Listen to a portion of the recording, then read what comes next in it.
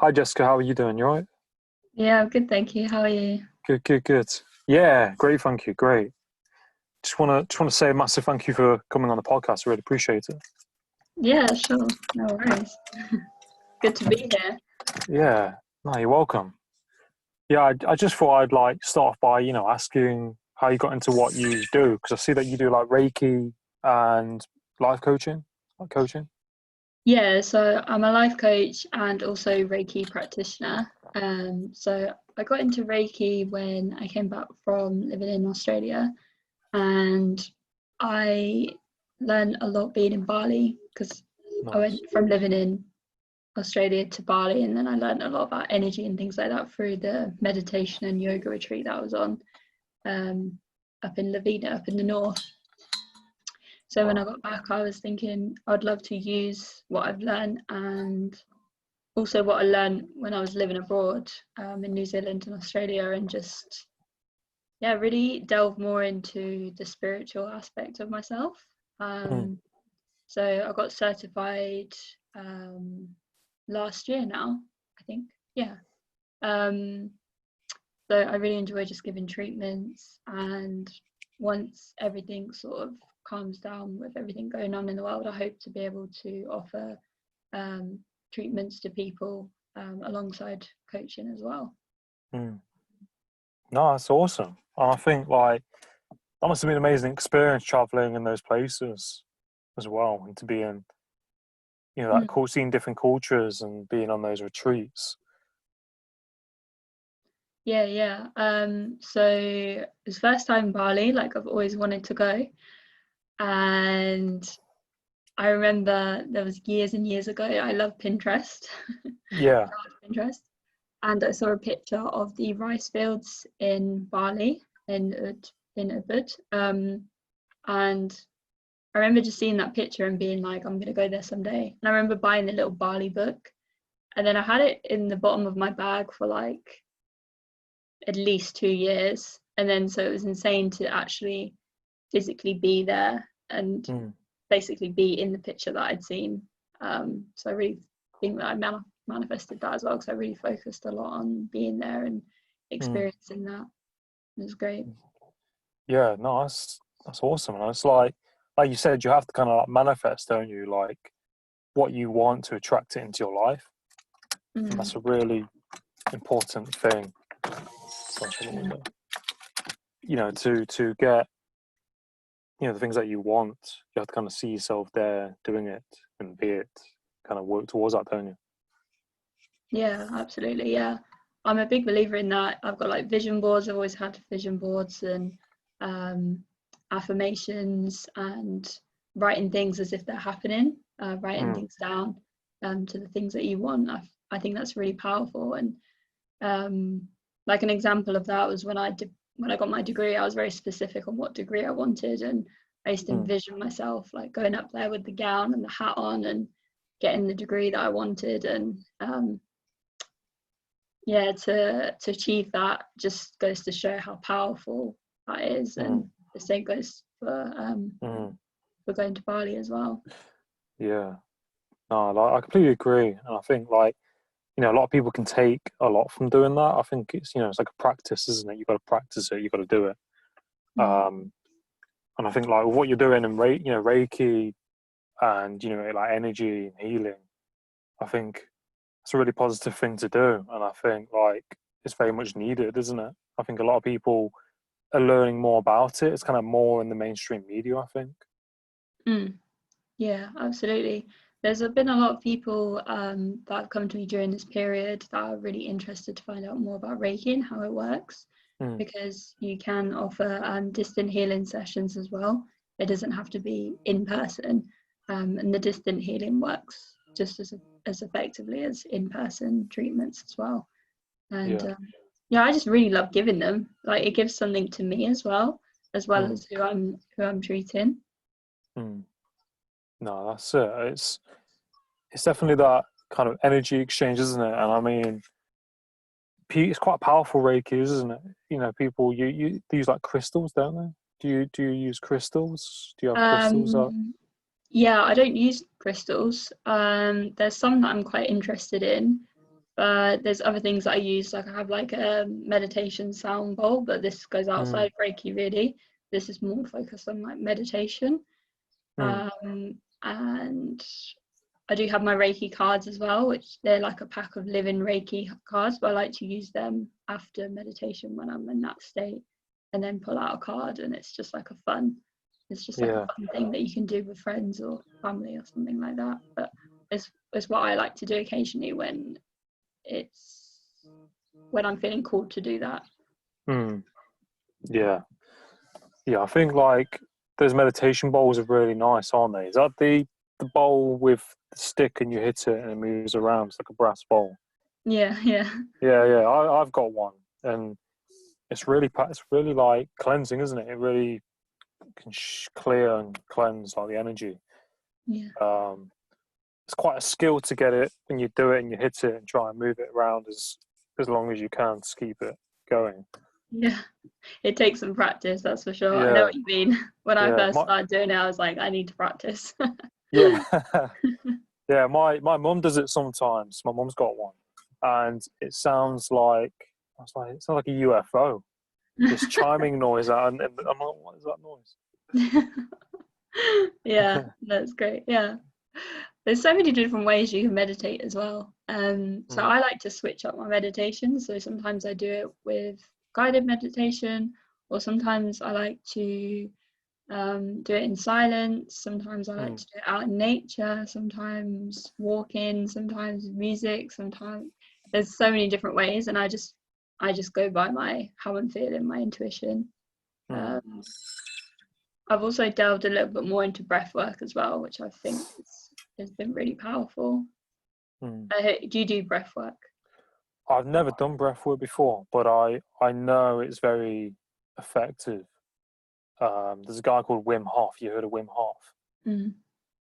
He's an absolute genius. Like he tunes into like his breathing, doesn't he? And he can really access certain parts of his mind and his energy through his breathing and going in cold water. And I think like a lot of people, they don't really tend to know how to breathe. I think it's not something we necessarily think about, but when you really, like I said, tune into your breathing, it grounds you, doesn't it? I think people have said to me, like when I had anxiety, I think that's what I became aware of, many years ago, is through your breathing allows you to ground yourself.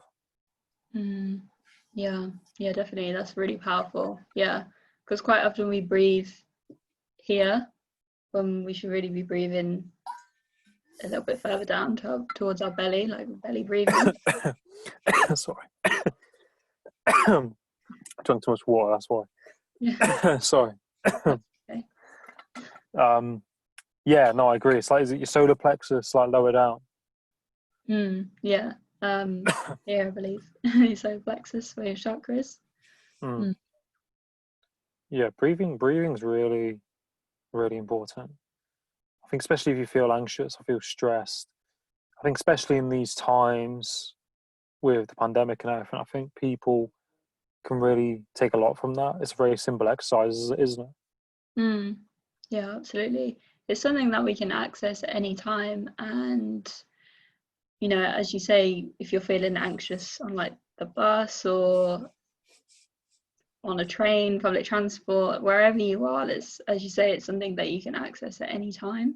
And I think we forget that as well. I've been in situations where, for example, normally, because I travel a lot, I absolutely don't mind flying at all. But on this one particular occasion, for some reason, I had a lot of anxiety. And I think it was because I was quite tired and just generally just feeling quite overwhelmed with a lot of the things that were going on in my life at that time.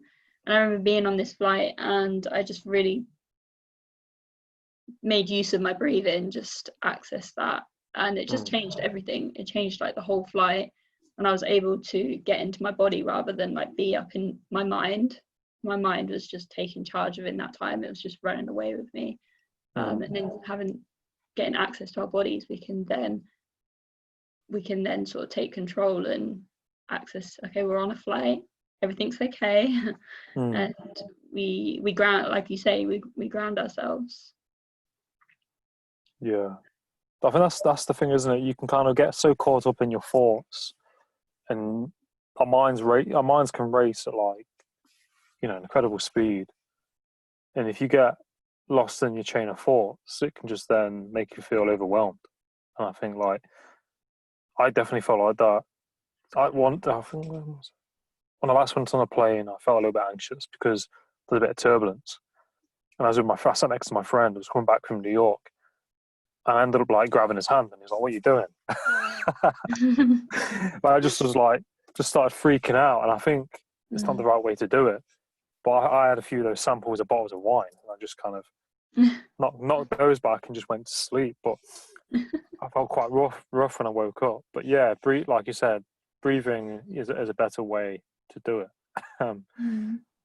And I think it's something that we should do. Mm. Yeah, But like, breathing mindfully as well, being mindful of the breath, mm, because that's what meditation is, right? So like being mindful of focusing on the ins and outs of our breath, and that's it. mm, yeah, no, I agree. And I think as well, like, I don't know if you ever heard of like, is it grounding is it like walking on like walking on the ground, noticing your feet on the ground?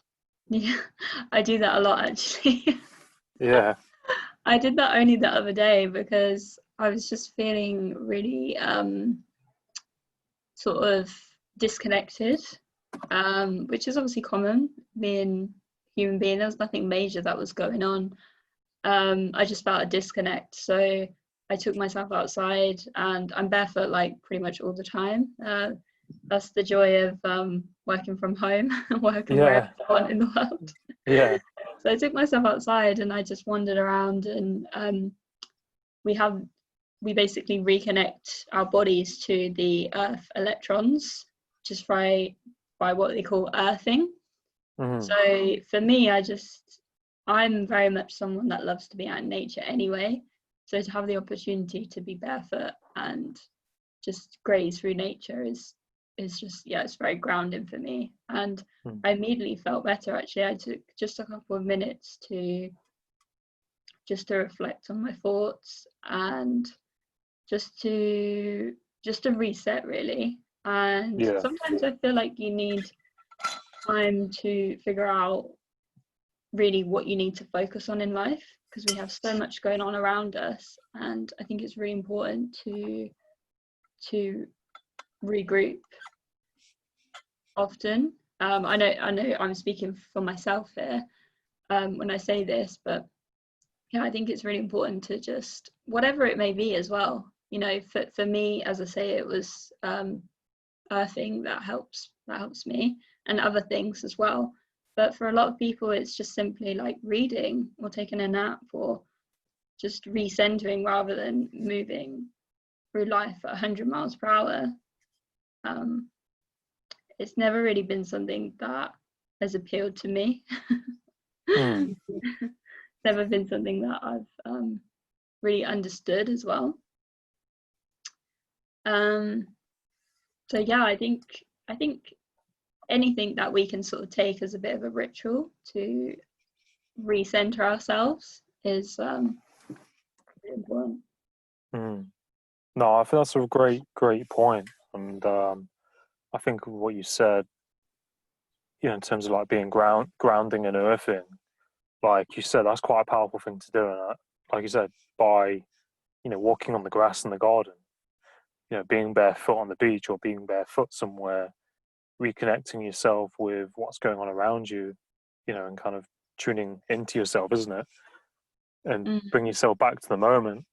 And like you said, lots of people are so caught up in that racing and rushing around, you know, it can't be good for your health doing that in the long term. mm, Um, and like I said, when you go into nature, you start thinking about things. You start kind of have a bit more clarity, just by going for a walk. mm. Absolutely, yeah. And in addition to that, I mean, being in nature for me, it's like there's nothing that I can control out there, and not that I want control over it, but if you really think about it, there's moments where I've been in nature when I'm outside, or whether I'm on a walk, or whether I'm doing a hike wherever I am in the world. There's nothing you can change within that space. Like, you could have lots going on in your life back in the city or wherever you live, but when you come out into nature, it just is. And it's a really beautiful realization, because whatever you have going on in your life, you can just leave that and actually, just as you say, just be able to reground yourself. And particularly in these times where there's a lot of fear going around, there's a lot of uncertainty, which I completely understand, but it's just these simple things that I feel like can really help us to gain a bit of perspective and a bit of clarity over our lives. Yeah, no, I massively agree. I think that's so key, isn't it? To to kind of regain that control with how you feel, isn't it? Because I think a lot of people feel like they're so focused on the things that they're not in control of. You know, what's going on around them with the pandemic, with jobs, with the news. You know, all of that you cannot control. And like you said, by going for a walk and reconnecting and having that space, you know, we need to feel connected. We need to feel like we're in control. We need to feel grounded. And I think nature definitely helps in that. And I think, you know, like trees as well. I went for a walk yesterday, you know, around trees. I was like, this is so beneficial. And some people might think trees, you know, what are you talking about? But there is something about nature that just makes you feel whole. On my granddad's side, they're like Native American Indians. So if I'm in nature, I just feel this quite deep connection, you know. Yeah, absolutely, yeah. And you know, it's free. Like, a lot of the time people don't realize this, but I mean, I'm sure they do, but you know, they're stuck in their house, there's a lot going on, and perhaps the weather isn't so nice, but really, who cares? And you know, they can just go for a walk in their area. And what I loved, for example, about living in New Zealand is that there was hiking trails absolutely everywhere. So same in Australia in a way, not so much hiking, but I actually lived on the beach in Melbourne. So I was always, yeah, yeah. So, you know, like, I was always at the beach. Like, I'm just someone that, like, I love being outside and being in nature. And like, as much as I like to relax and, you know, watch TV, or, well, not so much TV, but Netflix and things like that, as much as the next person, there's also the other side of me that can't have that too much, is only to a certain limit before I need to then kind of escape the grid and just go back to simplicity, really. Yeah. No, I think that's so important, and I can relate to that as well. Like, I think, like, it's okay to have that balance. It's that balance, isn't it? And you know, what an experience as well. You know, being in New Zealand and Australia, and like you said, like those hikes. Like, hikes are a massive thing in that part of the world, aren't they? Yeah. Like, did you ever feel like? I mean, I've never been to Australia, but part of me is like, you know, the nature side of it. It's makes me feel a little bit anxious, because there's like poisonous frogs, there's like poisonous spiders, there's like all this wild. Did you ever feel like a bit apprehensive about that, or did you just kind of like just dive into it, so to speak? I didn't really feel apprehensive about that, to be honest. Interestingly enough, when I moved to New Zealand, for example, there's nothing that can hurt you in New Zealand. Like, in terms of nature, they don't have anything like that, what they do in Australia. And when I moved to Australia, I didn't feel that way either, because I didn't actually come across anything that was really dangerous, or anything that could have bitten me or anything like that. Not within my home anyway. I mean, like, when I was on Magnetic Island, I was walking along a track with this Canadian girl, and we were just talking, and then we just stopped in our tracks, and there was quite a big snake in front of us, and our guide behind us did say that it was poisonous. But you know, like if you're in nature, that's where they live, that's their home. And Yeah. the same with sharks and things like that. So you know, like I used to swim all the time, and that's where they live. So it's, yeah, I mean, it's something that you just kind of accept, and you just take your chances. I did jump over a snake in the outback. I remember I was walking along with another friend, and then she just said snake, and then I Yeah. like kind of streamed like through my feet, like as I was walking along. It kind of like, I think it got scared, so it was going from one side of the path to the other, and that was fine. I just kind of jumped over him, and he went off on his way, and that was it. So yeah, it was fine. I wouldn't let it stop you from Yeah. going to these places. Yeah, that's something I probably need to work on. A But limited belief. yeah, that's it. I No, think like you said, sorry. no, I was just gonna say no. It's absolutely fine. I was just gonna say as well.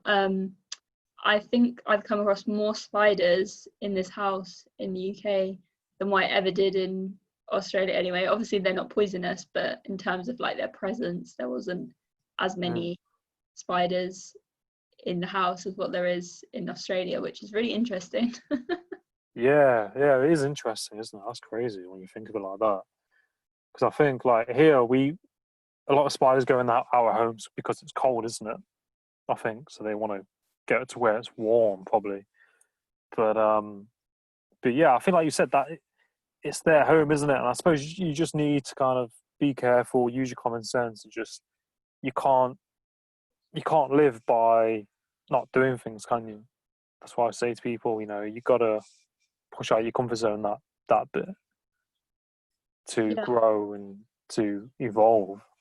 And I think that's a great thing that you did, taking that leap as well, because you're pushing out your comfort zone, you're going into like a new environment, isn't it? mm, yeah, absolutely. I think I agree with you there. Absolutely. The first time I feel like I did that was when I volunteered as an English teacher after I graduated, and I remember it's what I wanted to do. It's what I chose to do. No one else. I didn't speak to anyone else about it. In fact, like family and friends that I told, I think they thought that it was actually quite random.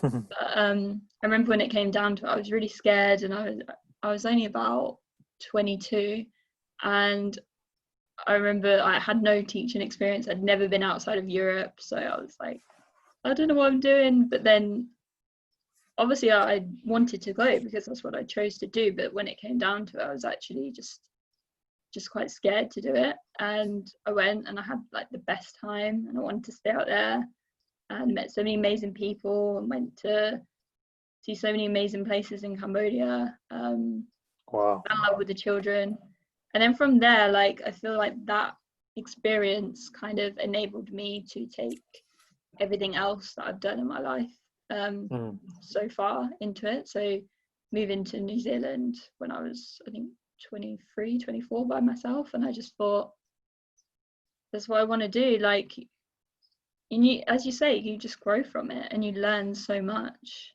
Yeah. and it's something that I never want to stay stagnant. I never want to stay like in this stuck mentality. I never want to like let fear rule me, you know. And I think unfortunately a lot of people are sort of ruled by this fear that they have within them, and that's obviously what I help people to overcome, and to get out there and to step Mm. into their power. Mm.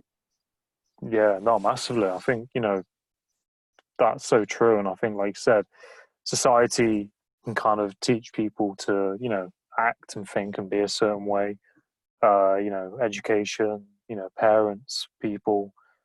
And I think people are too busy sometimes comparing themselves to other people, what other people are doing, and seeking almost something that's outside of themselves when it's actually within themselves, if that makes sense. Yeah. Um, and yeah, like by going in with themselves and then pushing themselves and going into certain situations, you then find out things, and you realize you know you can probably see how much you've grown from like traveling those places and who you are now. Mm, And I think it's great that you're wanting to help other people, you know, do the same to find out who they are, you know. And I think that's what we should all do. I think we should all do that. We should all try things. And I always go on about it all the time. And I'm like, we just need to try. You know, like if you try something, you fail. Okay, you know, it's gonna suck probably, but at least you tried, and then you can mm, try again. And if you don't try, you don't, you know, you're not having that experience. You know, you've probably made lots of connections through traveling, met loads of people. mm. Yeah, yeah, I completely agree. And if you don't try, you never know. Also, Mm, that's a really big thing because, like I could have been just stuck in this fear and listened to people around me saying, "What are you doing moving to New Zealand?" But really, we all have our own path to take. We all have our individual decisions, the things that we want to do in our lives. And I remember when I got back from Australia and I got talking to a girl on a train going to London, and we were just chatting, and I wasn't coaching or anything. We were just talking, and she really just wanted to. She was talking a lot about going to Thailand, traveling, and I was basically saying to her like, okay, what's stopping you? mm. What's holding you back? Maybe I was coaching her a little bit. But by the end, she was like, yeah, you're so right. And we got each other on Facebook. And I don't know whether she actually went to Thailand, but it turned out that fear was just keeping her in the position that she was in and her life that she was in.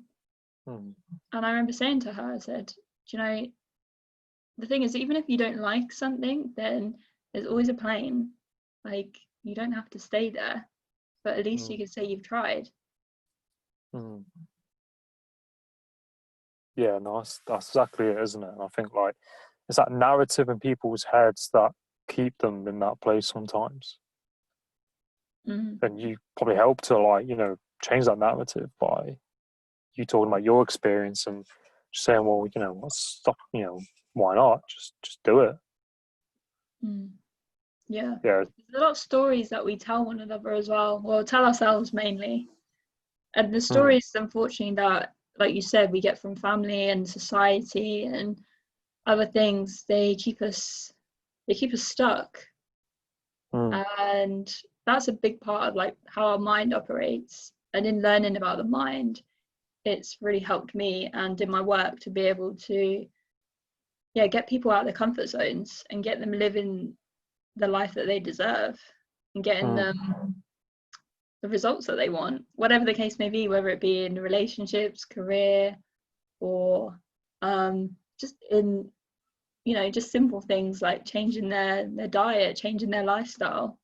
mm. And then Yeah. it's questioning the why. I think that's also really important because, for example, like I always work out, but I've been increasing my workouts over the last couple of days. So longer, more intense. Is it painful? Yes. Does it hurt? Yes. Is it easy? No, it's not. But my my desire to get stronger and fitter outweighs my comfort.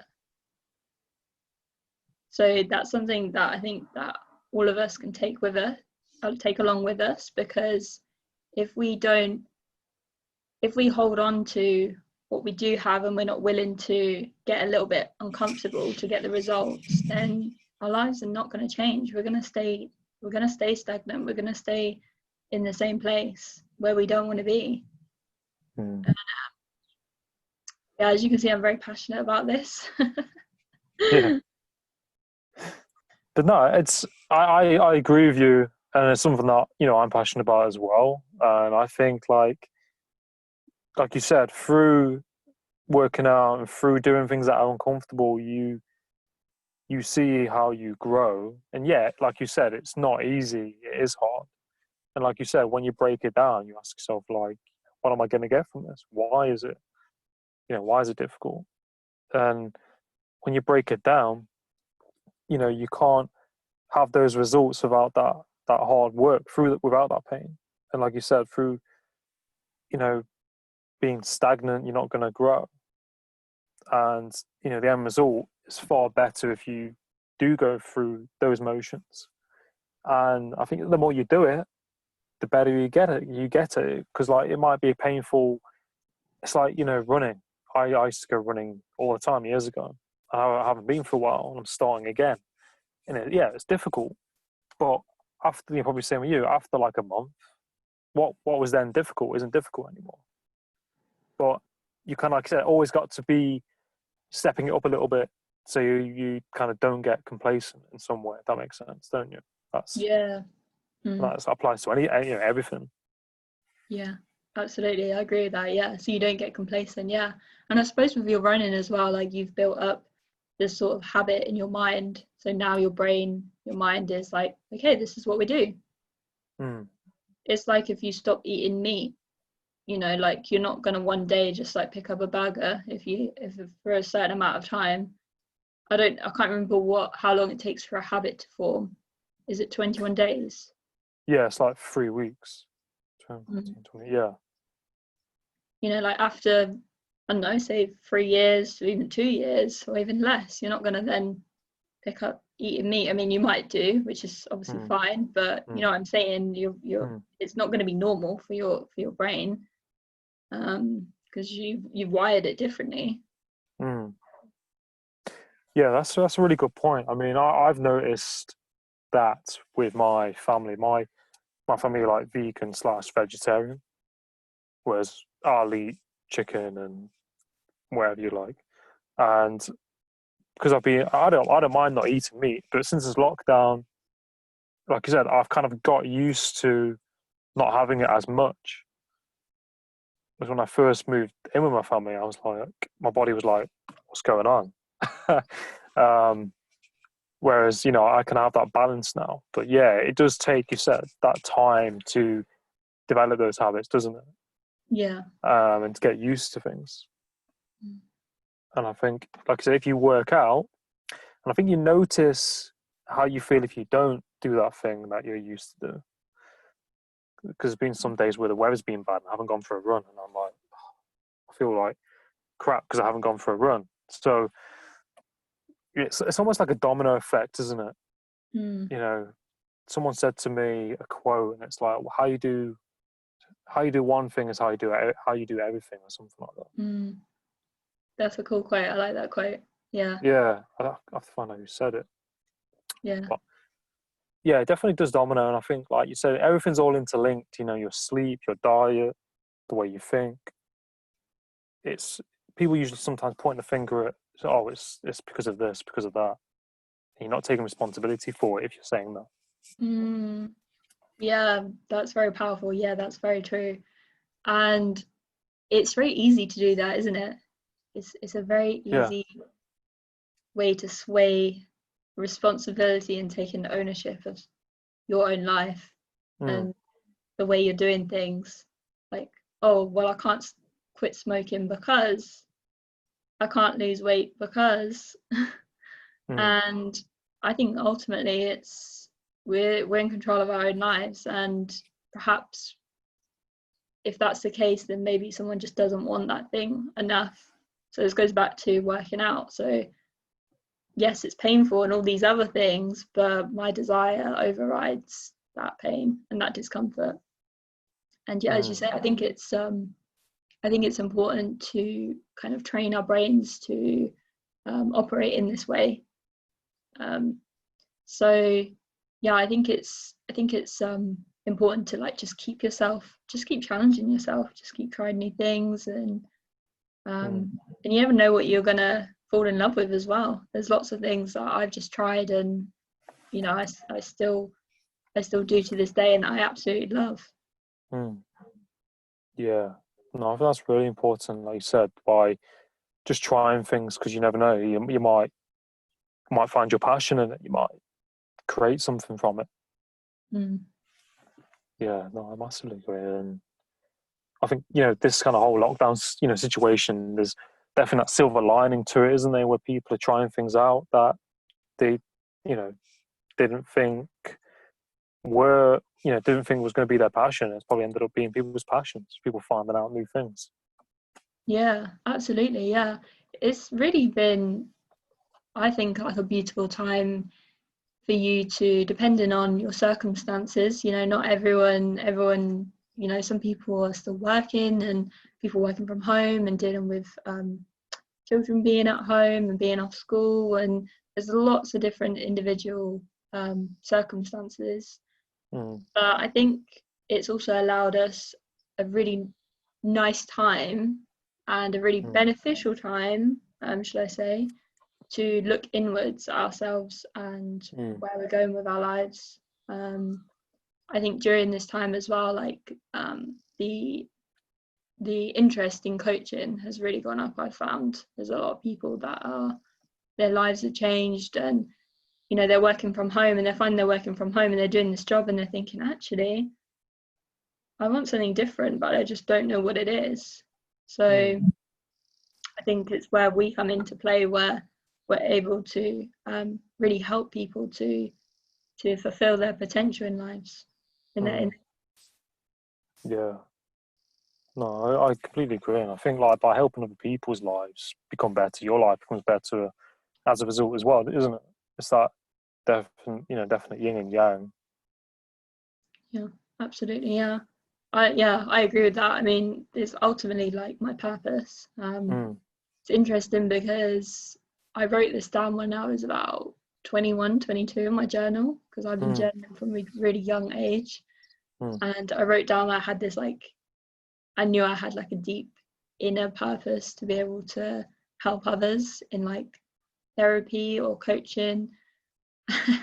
And I think the universe just wanted to put me in a couple more situations in life and learn some things, and everything happens in perfect timing as well. And I think that's why it's got me to where I'm at today.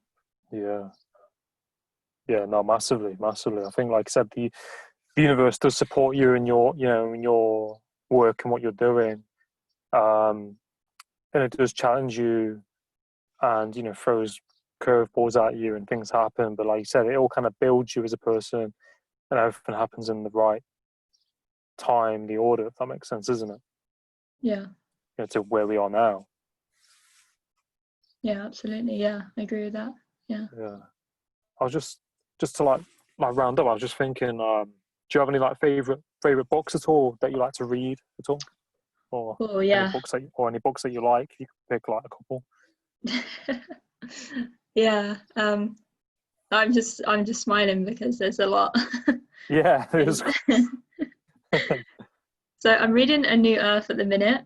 Oh my gosh, powerful, by Eckhart Tolle. Have you read that book? No, my brother likes Eckhart Tolle. Yeah, it's as I say, I'm still reading it, but so far it's great. I read The Power of Now about 3 times. I love that book. Yeah. There's a book called, I actually passed it over to my client. Shout out to you if you're listening. Yeah. There's a book called 100 Reasons to Stay Alive by Matt Haig, and that's a Heard book of that. about depression. That's a really good book. And there is so many books. I did really like Eat, Pray, Love, because that really spoke to my travel inside, and I like the sort of the teachings that she learns, that she talks about in the book, and all her learnings and her life experience. So that's something that I'll probably pick up again at some point, but my list is quite long at the moment. What else? The Notebook, of course, but that's not really to do with personal development, but that is a great book. I really like, I've read this book also a couple of times as well. There's a book called What I Know for Sure by Oprah Winfrey, and that's a really nice book as well. I'm just trying to think of some others. The Alchemist, of course. Alchemist is That's a a good book. classic. Yeah, it's a really nice book. And The Key to Living the Law of Attraction. I read that at university by Jack Canfield. That's a great book too. So Nice. just off the top, I'm sure I'm missing a few, Yeah. but just off the top of my head, that's a Yeah. couple of them, the couple that Yeah. stand out for me. Yeah. What No, that's about for great. you? For me, I've got a few. I like Think and Grow Rich. That's quite a good book. Napoleon Hill. Mm. I read that many years ago. I need to read it again actually.